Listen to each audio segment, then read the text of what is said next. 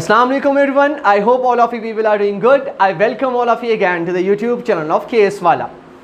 जैसा आपको पता है कि हमने लास्ट चैप्टर जो पढ़ा मनी एंड बैंकिंग वो कंप्लीट हुआ है कल हमारा, और आज हम पढ़ने वाले हैं और एक चैप्टर जिसे हम कहते हैं इन्फ्लेशन।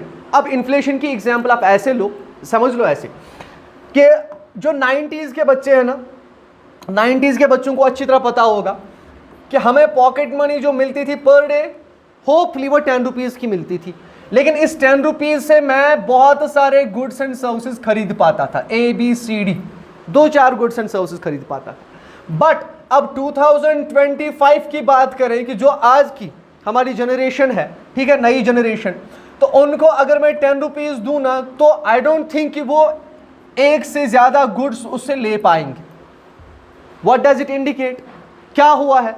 जो 10 रुपीज़ हम इससे पहले 90s के जो बच्चे हैं, 10 रुपीज़ हम जो लेके जाते थे, उनका कलर भी वैसा ही था, सारी चीज़ें वही थी, उनका वैल्यू भी 10 रुपीज़ का ही था। आज के 10 रुपीज़ का वैल्यू भी वही है, बट हुआ क्या है, उसे हम कहते हैं purchasing power of money. Purchasing power of money decrease कब होता है? जब आपके गुड्स एंड सर्विसेज का क्या हो, प्राइस इंक्रीज होता है। उसी गुड्स एंड सर्विसेज के प्राइस के इंक्रीज होने को हम कहते हैं इन्फ्लेशन। सो इन्फ्लेशन में होता क्या है? Inflation refers to the rate at which the general level of prices for goods and services rises. जो भी हमारे गुड्स एंड सर्विसेज है उनका प्राइस क्या होता है? राइज होता है, इंक्रीज होता है।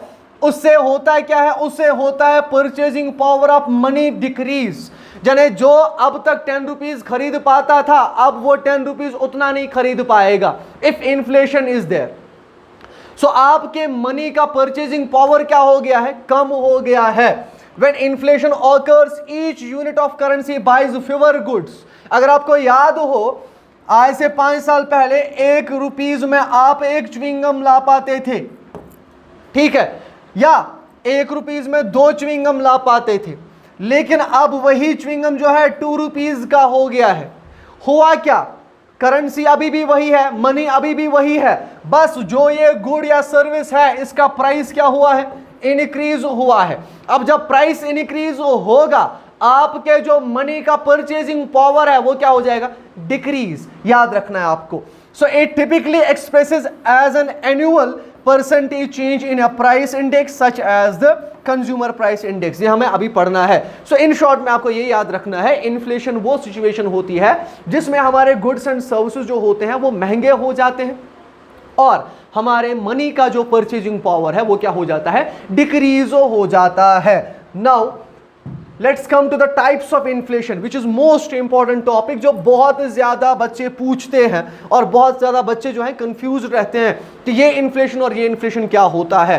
So first type of the inflation is demand pull inflation. अब समझ लो बेटा, अगर आपके सोसाइटी में 100 गुड्स हैं, ठीक है, कोई दुकानदार है A, इसके पास 100 गुड्स हैं और इसके खरीदार समझ लो 50 है। खरीदार कितने हैं इसके पास? 50 खरीदार हैं इसके, ठीक है। अब ये गुड्स के क्या है? डिमांड कम है, तो इसका मतलब यह है कि आपके पास सप्लाई ज्यादा है लेकिन डिमांड क्या है? कम है। बट डिमांड पुल इन्फ्लेशन वो इन्फ्लेशन होती है विच इज कॉज्ड, कब होती है? Occurs when the demand for goods and services exceeds their supply. अब क्या होता है, ऐसे समझ लो दूसरी सिचुएशन कि एक दुकानदार है या एक इकोनॉमी है, वहां पे 50 गुड्स हैं लेकिन डिमांड है 100 की। डिमांड कितनी है? 100 की। होगा क्या? वो दुकानदार अपने गुड्स का प्राइस इंक्रीज करेगा। क्यों? क्योंकि डिमांड बहुत ज्यादा है, सप्लाई बहुत कम है। तो जो इन्फ्लेशन डिमांड के इंक्रीज होने की वजह से हो उसे हम कहते हैं डिमांड पुल इन्फ्लेशन। ये आपको याद रखना है।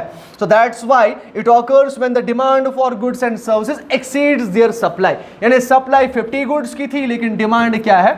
100 गुड्स की। उस टाइम पे जो इन्फ्लेशन होती है उसे हम कहते हैं demand pull inflation. So a booming economy with high consumer spending और increased government spending can lead to this type of inflation.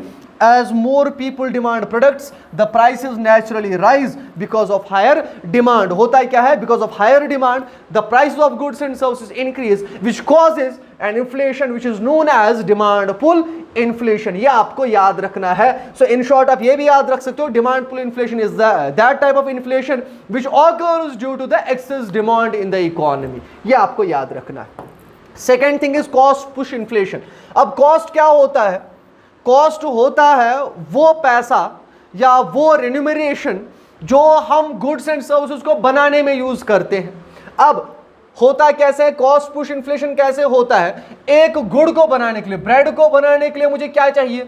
Bread को बनाने के लिए मुझे फ्लोर चाहिए, मुझे हो सकता है मशीन्स की जरूरत हो सकता है मुझे लेबर्स की जरूरत हो.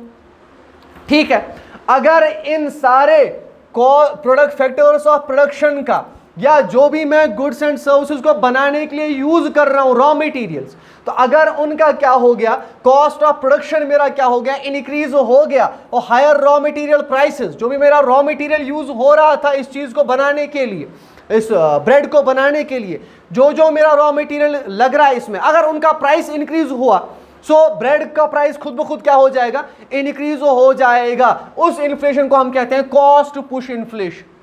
So it results from an increase in the cost of production such as higher raw material prices like oil or metals or wages. ये आपको याद रखना है.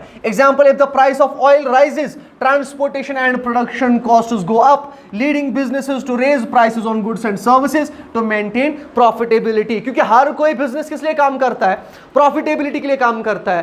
तो अगर वहां से ही चीजें महंगी मिलने लगी, आपने बहुत बार दुकानदार से सुना होगा, अगर आपने किसी से बोला हो कि सर कल तो मैंने इतने में लिया था, इतनी जल्दी कैसे महंगा हो गया, तो बोलेगा सर आगे से ही महंगा होके आया है.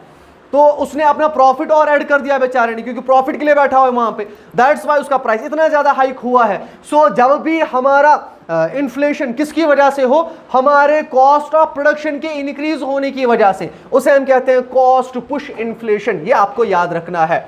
The third and more important type of inflation is built-in inflation. Built-in inflation कौन सी inflation होती है?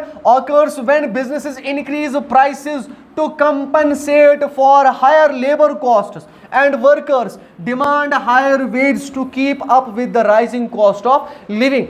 Built-in inflation वो inflation होती है जो किस वजह से होती है, जब एक इंडस्ट्रियलिस्ट से A क्या करता है, प्राइसेस को इंक्रीज करता है. किसके लिए? क्यों? क्योंकि उसको क्या करना है, वेजेस को इंक्रीज करना है, अपने जो लेबर्स हैं उनकी वेजेस को इंक्रीज करना है, लेबर कॉस्ट उसको क्या करना है, लेबर कॉस्ट उसको मीट करना है. उस टाइम पे हम कहते हैं कि जो इन्फ्लेशन उस टाइम पे देखने को मिलती है, it is known as built in inflation. That's why we say a feedback loop where workers demand higher wages to match inflation. क्योंकि वर्कर्स भी जितना इकोनॉमी में इन्फ्लेशन होगा तो वर्कर्स का पैसा भी कम होता जाएगा एज पर द डिमांड. ठीक है. So and businesses raise prices to cover increased wage costs leading to further inflation. देखो इकोनॉमी में जब भी महंगाई होती है, ठीक है, उस महंगाई को जो है मीटअप करने के लिए हर कोई पर्सन कोशिश करता है मैं ज़्यादा से ज़्यादा पैसा कमाऊं ताकि मैं जो कॉस्ट ऑफ लिविंग है उसे मीट कर सकूं. अब जब आप लेबर की एग्जाम्पल ले लेते हो कि लेबर भी अपना कॉस्ट ऑफ लिविंग जो है वो मीटअप करने की कोशिश करता है, तो वो अपने कंपनी वाले से कहता है कि मेरा प्राइस बढ़ाओ, मेरे वेट्स बढ़ाओ. तो वो वेट्स जो वो बढ़ाएगा, वो जो कंपनी वाला बढ़ाएगा, वो क्या करेगा, वो अपने गुड्स एंड सर्विसेज का प्राइस बढ़ाएगा. तो जब वो गुड्स एंड सर्विसेज का प्राइस बढ़ाएगा बिकॉज ऑफ द, हम कह सकते हैं वर्कर्स डिमांड, उस टाइम पे हम कहते हैं ये कौन सी इन्फ्लेशन है, इसे हम कहते हैं बिल्ट इन इन्फ्लेशन. ये आपको याद रखना है. The fourth one is monetary inflation. Monetary inflation कब होती है? जब भी आपकी इकोनॉमी में पैसा बहुत ज्यादा हो, the expansion of the money supply bye a countries central bank. हमने पढ़ा था आरबीआई, याद है आपको? आरबीआई क्या करता है, मनी सप्लाई को चलाता है, मनी सप्लाई को रेगुलेट करता है हमारी इकोनॉमी में. सो जब भी हमारी कंट्री में, हमने दो टाइप्स ऑफ पॉलिसीज पढ़ी थी, एक्सपेंशनरी पॉलिसी एंड कंट्रैक्शनरी पॉलिसी. तो अगर एक्सपेंशनरी पॉलिसी इतना हमने रेगुलेट करी, यूज करी कि इकोनॉमी में पैसा बहुत ज्यादा हो गया, उसकी वजह से जब इन्फ्लेशन होती है उसे हम कहते हैं monetary inflation. So when more money is printed it can decrease the value of money leading to higher prices. हो सकता है आरबीआई प्रिंट करे ज्यादा पैसे को सॉरी, हो सकता है कि आरबीआई ने एक्सपेंशनरी पॉलिसी जो यूज की उससे ज्यादा इकोनॉमी में पैसा चला गया, जिसकी वजह से हुआ कि हर किसी के पास पैसा है, डिमांड बहुत ज्यादा होने लगी, तो price of goods and services खुद ब खुद क्या होने लगे, इंक्रीज होने लगे। ये आपको याद रखना है। The other one is hyper inflation. क्या होता है हाइपर इन्फ्लेशन?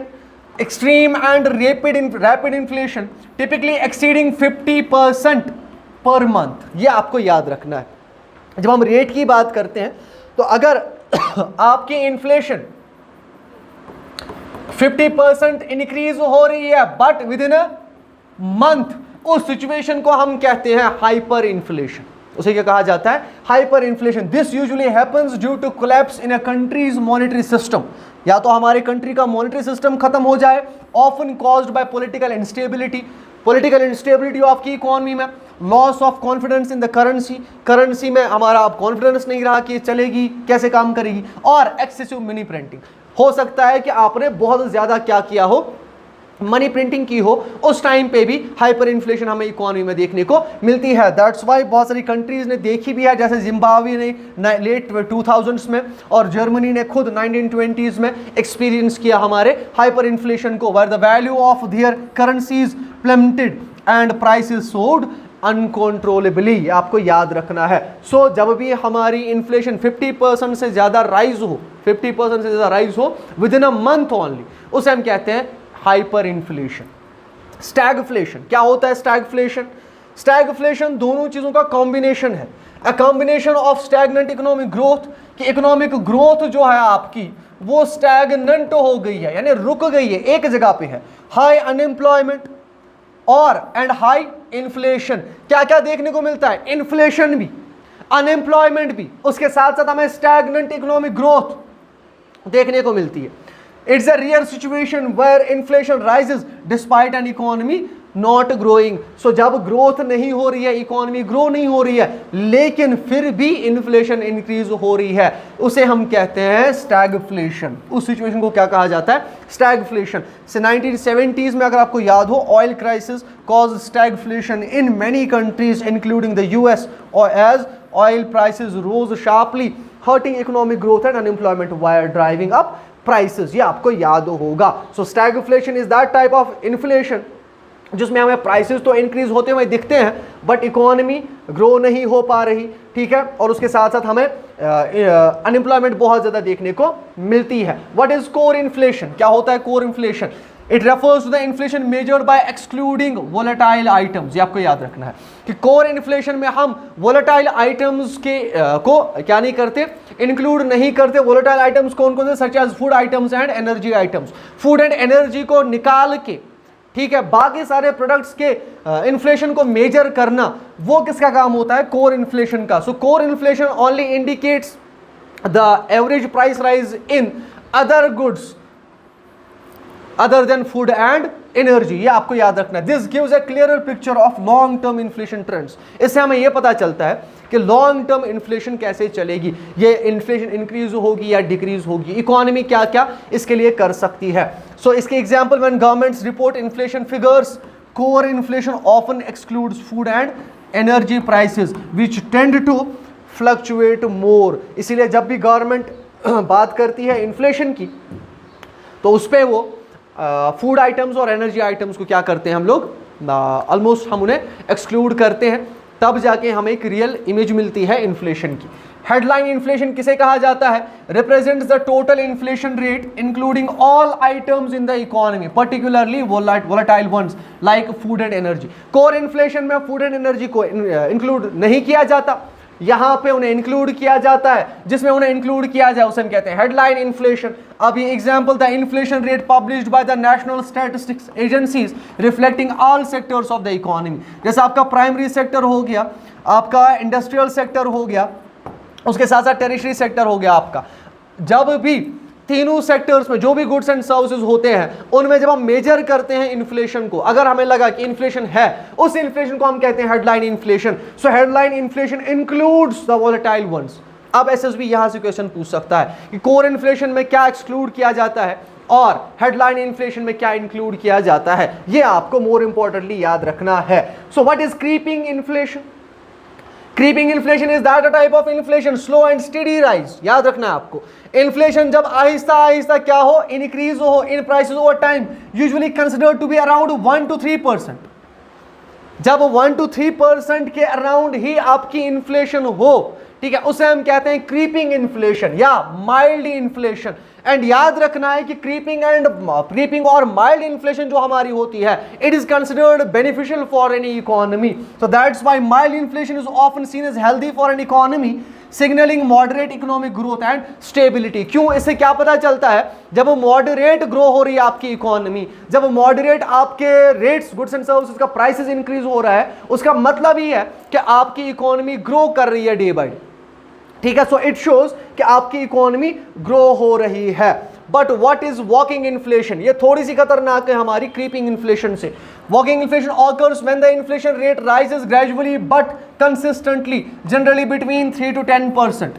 जब भी इन्फ्लेशन आपकी बिटवीन 3 to 10% हो, ठीक है, और आराम से क्या हो रही है, कंसिस्टेंटली क्या हो रही है, इंक्रीज हो रही है, उस टाइम पे हम कहते हैं दैट इज वॉकिंग इन्फ्लेशन, और we can say moderate inflation. अब इससे क्या होता है, this kind of inflation can lead to rising interest rates, पहली चीज, and can start to hurt consumers purchasing power of it continues over time. इससे होता क्या है, जब भी ये इन्फ्लेशन होगी तो जो भी कंज्यूमर्स चीजों को यूज करने वाले लोग हैं, जो भी हमारे कंज्यूमर्स हैं, उनका जो परचेजिंग पावर है वो कम हो जाता है।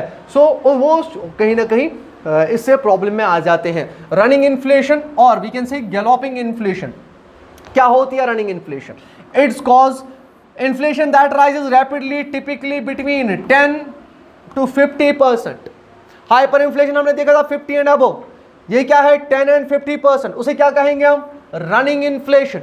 ठीक है, सो रनिंग इन्फ्लेशन वो इन्फ्लेशन है जो आहिस्ता आहिस्ता इंक्रीज हो रही है, ठीक है, बट बिटवीन किस किस के बीच में, 10 and 50%। Countries experiencing high inflation like Argentina और Turkey have seen running inflation where prices accelerate quickly, making it harder to plan for further costs. तो इससे होता क्या है, जो भी इकोनॉमी इस हायर इन्फ्लेशन को क्या करती है, फेस करती है, तो वो डिफरेंट प्रॉब्लम्स को फेस करना पड़ता है उनको, ताकि जो फ्यूचर कॉस्ट्स हैं, ठीक है, या जो भी उनके फ्यूचर प्लान्स हैं, कहीं ना कहीं वो क्या हो जाते हैं, ठप हो जाते हैं, या वो फ्यूचर प्लान्स पे अच्छे से काम नहीं कर पाते। Hyperinflation, we have already seen it. Hyperinflation क्या होती है? So now the other type of inflation is structural inflation.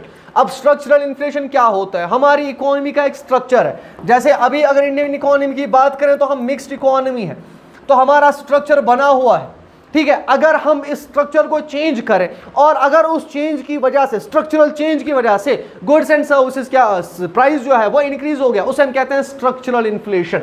So that's why structural inflation occurs due to long-term change in the structure of the economy. These changes can affect industries, sectors and labor markets. क्यों? क्योंकि अगर हम mix से capitalism में जाएं, capitalism से mixed में जाएं, मिक्स्ड से सोशलिज्म में जाएं, तो सारे सेक्टर्स कहीं ना कहीं सफर करेंगे, लेबर सफर करेंगे। उसकी वजह से अगर इन्फ्लेशन होती है उसे हम कहते हैं structural inflation. A shift from agricultural based economy to service based economy may lead to structural inflation as demand for the skilled labor increases and prices for certain services rise। अब अगर समझ लो ऐसे, इसकी एग्जांपल ऐसे समझ लो कि जब भी हमारी इकोनॉमी एग्रीकल्चरल इकोनॉमी हो और अगर हम सर्विस इकोनॉमी की तरफ जाना स्टार्ट कर दें, तो वहाँ पे जो हमें लोग चाहिए होंगे वो स्किल्ड लेबर चाहिए होंगे, तो वो जो स्किल्ड लेबर होंगे उनका प्राइस भी इंक्रीज होगा, उनको आपको तनख्वाह अच्छी सी खासी देनी पड़ेगी। तो अगर स्ट्रक्चर चेंज की वजह से हमारी इकोनॉमी में इन्फ्लेशन होती है उसे हम कहते हैं structural inflation. The other thing is sectoral inflation. What is sectoral inflation? जब एक सेक्टर में हमें देखने को मिले इन्फ्लेशन लेकिन बाकी सेक्टर्स चल रहे हैं अच्छे से, जैसे हमारा एग्रीकल्चरल सेक्टर है, हमारा इंडस्ट्रियल सेक्टर है और हमारा टेरिटरी सेक्टर है, अगर हमें सिर्फ एग्रीकल्चरल सेक्टर में देखने को मिले और इन दो सेक्टर्स में नहीं देखने को मिले, उसे हम कहते हैं sectoral inflation. That's why we say it occurs when inflation affects a particular sector of the economy such as housing, health care, education, but does not spread to others. Housing में इंक्रीज हो गया, health care में जो है prices rise हो गई, but बाकी sectors affected नहीं है, उसे हम कहते हैं sectoral inflation. So housing prices में experience inflation in one region due to demand outpacing supply, but other sectors like consumer goods may not experience the same inflationary measure. So एक sector में जब इंक्रीज हो हमारा price of goods and services, but दूसरे sector में increase ना हो, उसे हम कहते हैं sectoral inflation. Now imported inflation क्या होता है? हम गुड्स एंड सर्विसेज को इंपोर्ट करते हैं बेटा. जब आप गुड्स एंड सर्विसेज को इंपोर्ट करते हो, अगर इंपोर्ट करने से हमारे गुड्स एंड सर्विसेज का प्राइस इंक्रीज हो रहा है, उसे हम कहते हैं imported inflation. That's why we say happens when the prices of imports goods rise, typically because of a depreciation in the domestic currency or rising prices in other countries. तो क्या होता है उस टाइम पे? होती है हमारे imported inflation. So in a country, if a country imports oil and the global price of oil increases, this can lead to domestic inflation in the form of higher fuel prices. तो अगर जैसे India भी बहुत सारी countries से क्या करता है, फ्यूल इंपोर्ट करता है, तो अगर जो ग्लोबल ऑयल मार्केट है उसमें अगर ऑयल्स का क्या हुआ, ऑयल्स का प्राइस इंक्रीज हो गया, तो हमारी इकोनॉमी भी इंक्रीज हो जाएगा ऑयल का प्राइसेस, तो हो सकता है उसकी वजह से हमारी इकोनॉमी में इन्फ्लेशन हो. Now what is the opposition of inflation? चीजें महंगी होना उसे हमने कहा इन्फ्लेशन, बट चीजें सस्ती होना उसे हम कहते हैं deflation. So deflation opposite of inflation, a decrease in the general price level of goods and services leading to an increase in the purchasing power of the money. होता क्या है? जब भी आपकी करेंसी का परचेजिंग पावर क्या हो जाए, इंक्रीज हो जाए, उसे हम कहते हैं उसे हम कहते हैं डिफ्लेशन. उसे क्या कहा जाता है? Deflation. So that's why we say it is the opposite of inflation. इसे क्या कहा जाता है? कब होता है ये? Occurs in recessions when demand for goods and services like falls often leads to economic stagnation. जब भी गुड्स एंड सर्विसेज का डिमांड ही नहीं है मार्केट में, उन गुड्स के करोगे क्या? उन गुड्स को बेचना तो है ना कहीं ना कहीं, तो उन गुड्स का प्राइस क्या हो जाता है? डिक्रीज हो जाता है. सो उसे हम कहते हैं डिफ्लेशन. What is disinflation?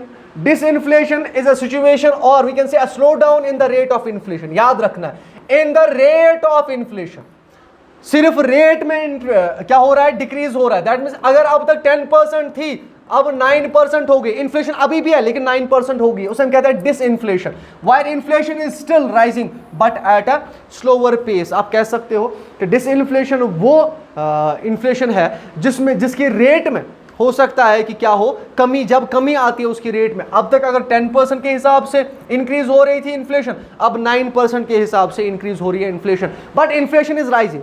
ये याद रखना है आपको. In inflation drops from 6 to 3% but remains positive, that is considered as disinflation.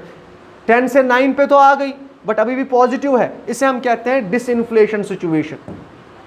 The last one is excessive inflation. What is excessive inflation?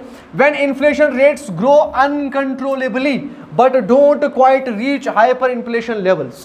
Hyperinflation levels हमने देखा 50% above. 50% अबव. तो इसका मतलब है जब भी इकोनॉमी में इन्फ्लेशन बहुत ज़्यादा बढ़ रही है, कंट्रोल नहीं हो पा रही है, बट अभी भी हाइपर इन्फ्लेशन से क्या है?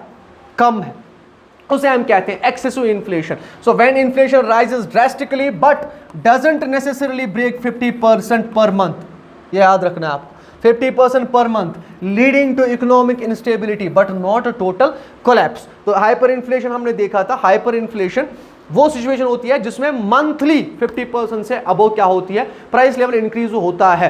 तो उस सिचुएशन में जब हमारा इन्फ्लेशन जो है इंक्रीज हो रहा है बट वो हाइपर इन्फ्लेशन को बीच आउट नहीं कर पा रहा, उस सिचुएशन को हम कहते हैं excessive inflation. So this was all about the inflation और उसके कौन कौन से टाइप्स हैं. होप जो बच्चे कंफ्यूज रहते हैं इन्फ्लेशन टॉपिक में, ये बेसिक ही है इन्फ्लेशन का डेफिनेटली. सो आई होप कि आपको अच्छे से जो है ये टॉपिक कवर हुआ होगा और अच्छे से आपने जो है इसको समझा होगा. और अभी भी अगर कोई बच्चा नया है या किसी ने अगर टेलीग्राम चैनल नहीं ज्वाइन किया है, आप टेलीग्राम चैनल जो है ज्वाइन कीजिए. और नोट्स आपको पता ही है पीपीटी में आपको डिस्क्लेमर में दी गई होती है या डिस्क्रिप्शन बॉक्स में दी गई होती है. सो जब तक नए टॉपिक को हम स्टार्ट करेंगे तब तक जो है आप इन वीडियोज़ को देखिए और अपने जो है लाउड वंस को शेयर कीजिए. उसके साथ साथ हमें साथ साथ सपोर्ट की ज़रूरत भी है. सो कीप सपोर्टिंग केस वाला। मिलते हैं कल नेक्स्ट टॉपिक के साथ, अब तक के लिए अपना ख्याल रखिएगा, अपने घर वालों का ख्याल रखिएगा। अल्लाह हाफिज़।